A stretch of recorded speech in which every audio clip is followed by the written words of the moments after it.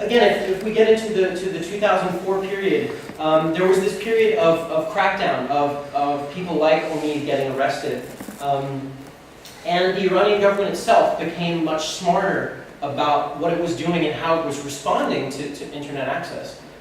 In 2000, even before blogging and all of this, in 2000 I believe was the very first time that the Iranian government responded, to use military terms, had a kinetic response to something that was happening online. So they had a real world effect to something that was happening online, which was that at the time there was a dissident Ayatollah, a guy named Ayatollah Montazeri, who passed away a couple of years ago. He was considered to be a reformist Ayatollah. He had been part of the original founding of the government and later broke from them and was kept under house arrest for the remaining 20, 25 years, 30 years of his life, and broke with the government during the 80s.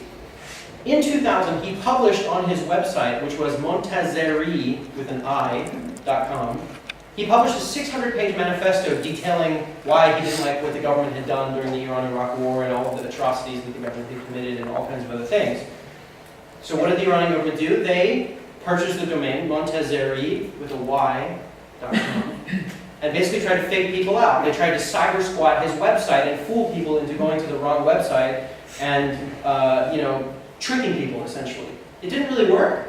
I don't think that many people were fooled, but I think it shows a level of sophistication that the Iranian government is definitely aware of what's going on.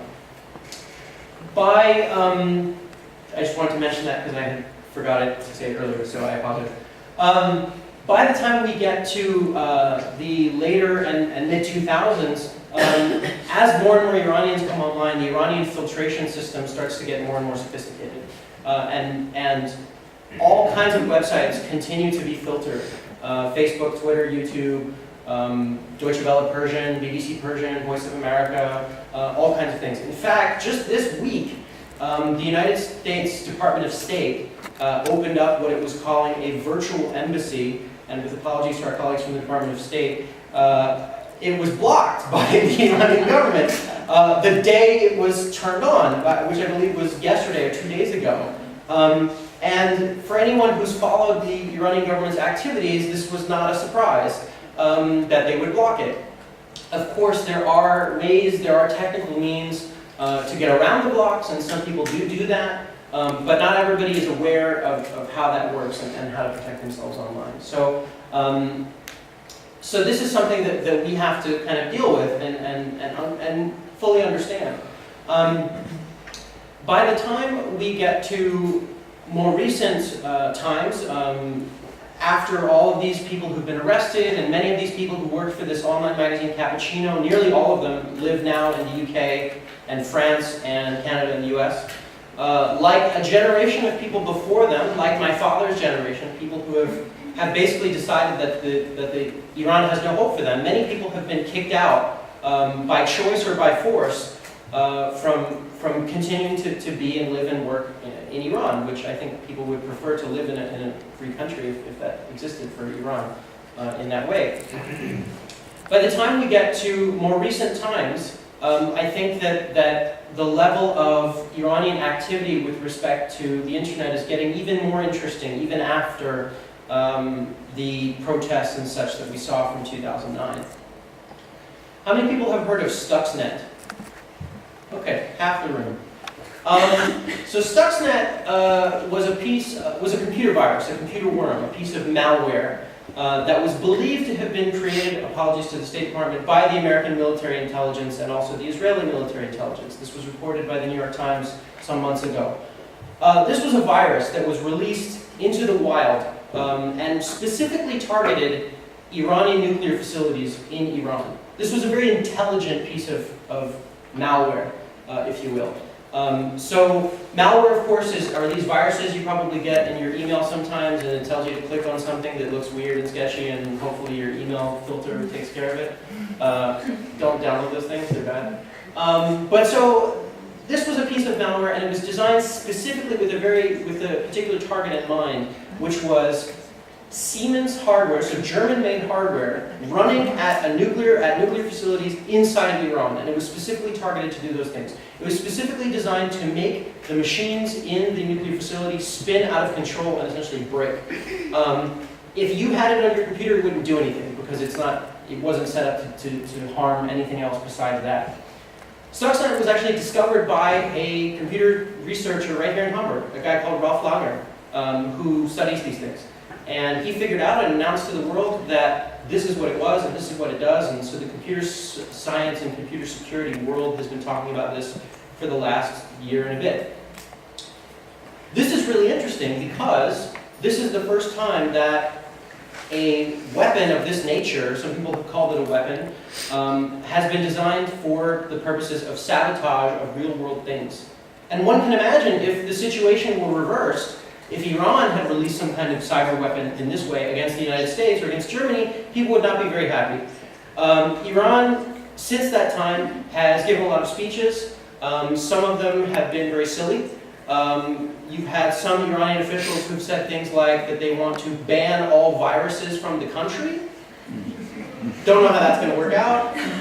You have other officials that have said they're going to ban people from using VPNs. These are virtual private networks that allow people to have encrypted connections to other countries. Slightly less silly. You have other people who are saying that they're going to create something called the halal internet. I don't know what that is, but good luck with that.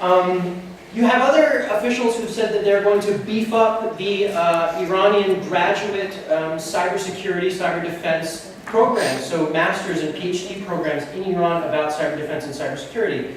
And it's not a great big leap of logic to suggest that these students are going to be taught not only how to defend against these types of weapons, but how to make weapons of their own. So it may not be long before people in other countries, governments in other countries, militaries in other countries are becoming targets of these types of weapons. And this kind of cat and mouse game continues as we go forward, particularly in the aftermath of the election, particularly as not only weapons like Stuxnet get developed and deployed. You have, again, our colleagues from the State Department, Secretary of State Hillary Clinton, over the last few years especially, and in fact this week in The Hague, I believe today, she gave a speech in The Hague on the topic of internet freedom. And again, this is something that I think we all, generally speaking, agree on, that it's good for people to speak freely on the internet. Unfortunately, our friends and colleagues in other countries like Iran don't allow that, and there continue to be speeches and ideas and people promoting these types of values, which I think is a good thing. But I guess I have questions about how this actually works in practice beyond Secretary Clinton giving speeches. She's a very good speaker, but it'll be interesting to see how this pans out with respect to not only things like Stuxnet, but other types of programs. One other program that is being developed by the United States, this is public information that was published in the New York Times, again, earlier this year, is a project that's called Internet in a Suitcase, right? And this is exactly what it sounds like. It's somebody walking into Iran or China or North Korea or Gaddafi's Libya or wherever, and setting up, using a satellite internet connection and a local Wi-Fi network, a free internet access point. That sounds great, but what happens when somebody shows up in Tehran and is caught with this little internet in a suitcase? The US right now is spending millions of dollars on this program and other programs like it. And the Iranian government knows this. So what do we do? I don't really know. I don't have a good answer. I think that for me, I was having conversations with people about this earlier. I'm a big science fiction fan. I love Star Trek and other science fiction. Anybody watch the X-Files or used to watch the X-Files? Okay. You may remember if you watched the X-Files, it's like an iconic thing in the X-Files. Fox Mulder, the lead FBI character, had a poster that said, "I want to believe." You may remember this from X-Files? Yeah. So that's how I feel about the power of the internet/technology to change authoritarian countries. I want to believe that that's true. I really do. When I first started working on this book, I would have argued that. But as I've done more research, as I've interviewed lots of people, as I've traveled to these countries, and seen examples of filters and surveillance and all these kinds of things, and cases that are just, cases of countries that are just internet black holes, like North Korea, but also cases where internet access is very, very high, like China, that continues to block and filter the internet. There are more Chinese people online right now than there are Americans in the world. So, that's kind of interesting. What I'm trying to say is I want to believe that as we get more and more people on the internet, that necessarily leads to democracy and free speech and all of those good values that give us warm and fuzzy feelings. But I just don't see it. I don't see, with 35% internet penetration in Iran and more in China, we still have authoritarian governments. And that doesn't look like it's going to change anytime soon. That being said, we've seen in this past year dramatic changes in the Middle East, in Libya and Egypt and Tunisia, and hopefully maybe in Syria and other places. 20 years ago, we saw that in the Soviet Union, and these types of changes can happen out of nowhere. And so it's hard to predict when and where these types of things will happen. But I personally am just very, very skeptical that the internet necessarily will lead to that. If you go back and you read some of the history and some of the rhetoric from the development and the spread of the telegraph 100 years ago. There's a really cool book, it's one of my favorite books about technology, called The Victorian Internet. It's written by a British journalist. Talks about the history of the telegraph, and you'll see that a lot of the same hopes and dreams and rhetoric that was used about the telegraph then, 150 years ago, is similar to what we talk about now. People talked about how the world will come together in peace, harmony, and concord, and war will go away, and everything will be cool, and that didn't really work out. So I think I will pause here, and I really thank you very much for paying attention and listening so attentively and sharing your week with me, and I would like to open it up to questions, so thank you.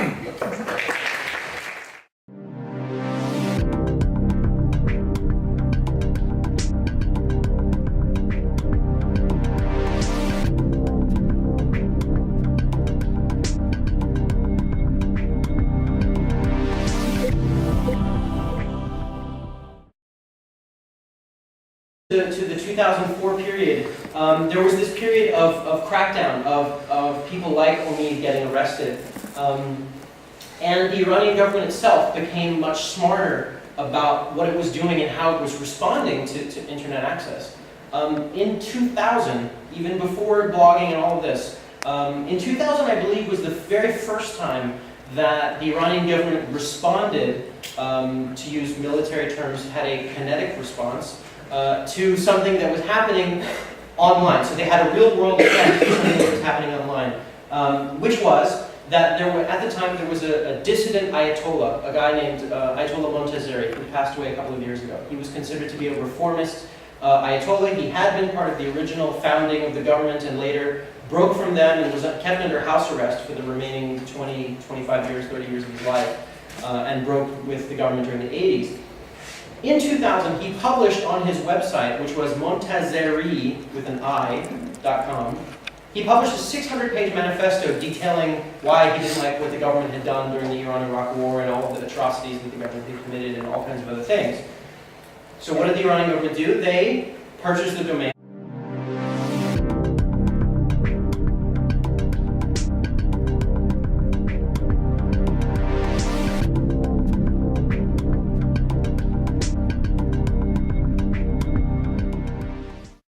So, again, if we get into